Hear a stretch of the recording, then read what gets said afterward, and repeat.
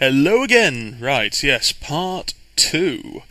Okay, the comparison between 3rd and 4th in Dungeons & Dragons for 3rd and 4th edition. Right, where to begin?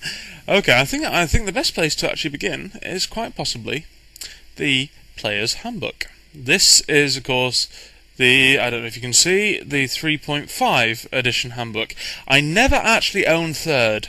I will say this right now. I never actually owned 3rd because the problem was I played 3rd, and the thing is that from 2nd, they really tried to sort of rebalance the system, all this sort of stuff, and the general consensus was they got it a bit wrong, and they had so many complaints they actually reprinted the entire thing to D&D 3.5, and yes, 3.5 is sufficiently different that no, you couldn't play it with the 3rd books.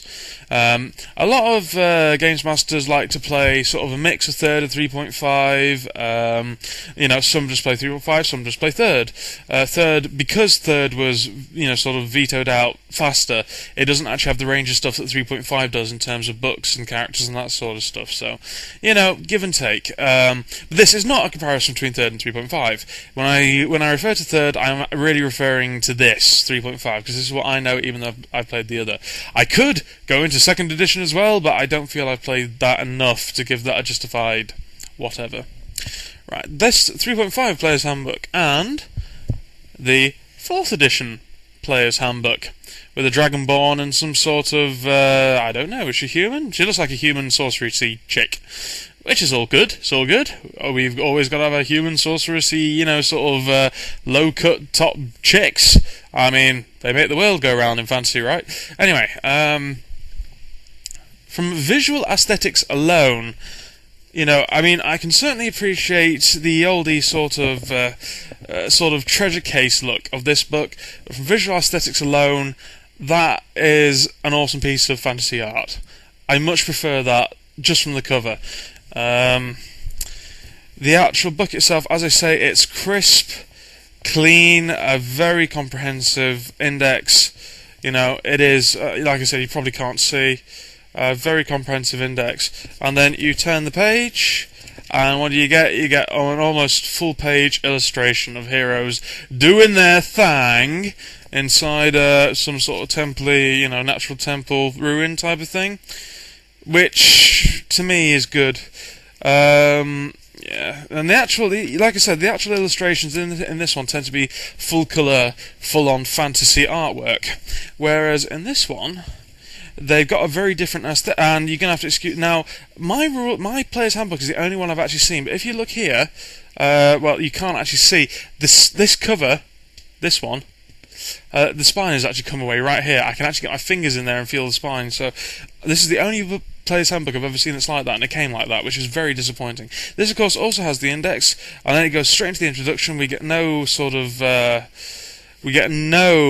illustrations. I must admit that in the players section, in the actual, this is the creating characters section, you have got sort of colour representations. That's a fighter, obviously, but.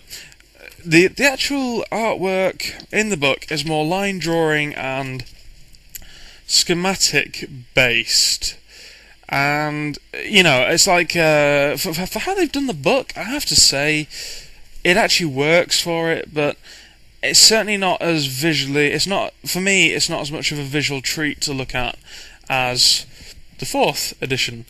Now, one thing these books both do very well, they both sort of do a very good job of outlining the core rules you'll need as a player.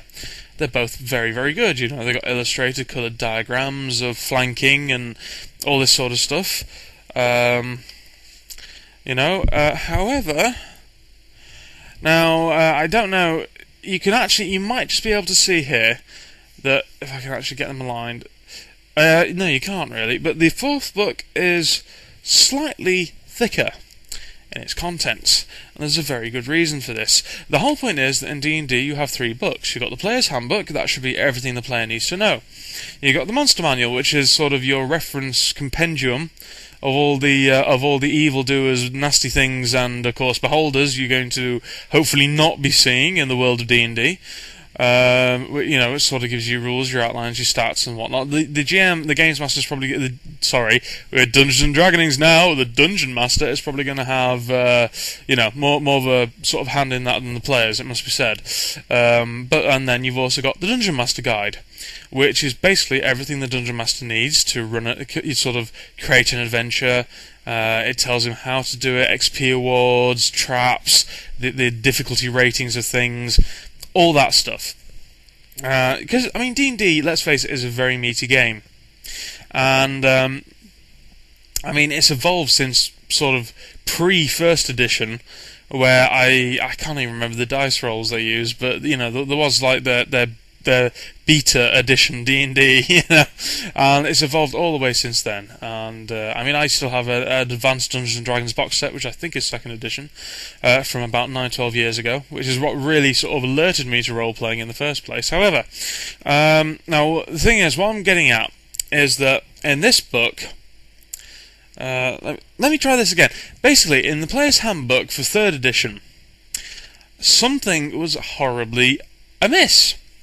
And that something was that the Player's Handbook 3rd and 3.5 editions didn't actually have the magical items referenced and indexed within the Player's Handbook. Why is this a problem? Because, quite frankly, the bread and butter of your D&D is going out and getting fat loot, as I said, but it's also going to be magical. Weapons and magical properties, armor, this sort of stuff. And while there's, and the problem is that having, even though they say that the actual players only need the Player's Handbook to play, that is completely untrue, because all the magical stuff from 3.5 is actually in the fucking Dungeon Master's Manual.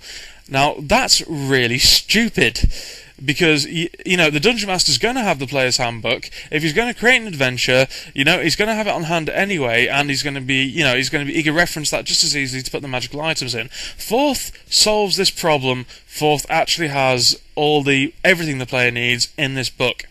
That is a great improvement. In terms of actual layouts alone, I would say 4th is better. And again, just to reference the different monster manuals.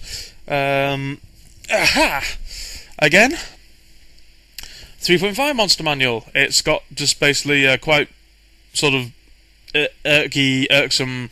I'm going to assume that's a dragon's eye or something. However, and on this one, I'm not sure if that's I can't remember if this is a pit demon or a pit fiend or a red demon or whatever the hell it's called. Essentially, it's a Balrog. Anyway, we'll just go with that. I think that works. Actually, no. This is going to indicate my nerdiness. It's not a Balrog, because this is a commonly misunderstood fact that in Tolkien's Lord of the Rings, the Balrog's wings are actually metaphoric. Basically, shadows extended from its back like great dark wings. He didn't actually have wings, so the Balrog is not a winged demon. Sorry, all those Lord of the Rings fans. It's not true. Anyway, my mistake.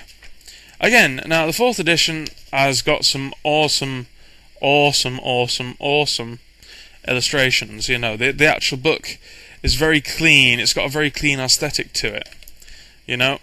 It's got a huge array of gribblies. It's got a very clean look to it. And where would I be if I didn't actually show you the beholders and actually show the comparison beholder picky from each of the book? Page 32. Yes, it's that easy to find what you're looking for. The mascot of D&D itself. And I have to say, that's a particularly intimidating beholder picky. Now then, again, we compare this to the 3.5 Monster Manual. And in fact, I shall just find the beholders, because I'm running out of time, and if there's one thing I'd like you to see, it is the beholders. Yes, I know I have a thing for beholders. Beholders on page 25. I think that's the best picky you're going to get right there, yes. 26. Basically, it's actually the same. Is that the same? Is it exactly the same illustration? Oh my god. Anyway, but the fact is that even with, D&D's namesake, there isn't as much. And the fantasy art to me just doesn't look quite as clean. As well, with the book's borders and layout, the actual page to my eye actually looks a bit more cluttered. However, don't get me wrong, they're both awesome books.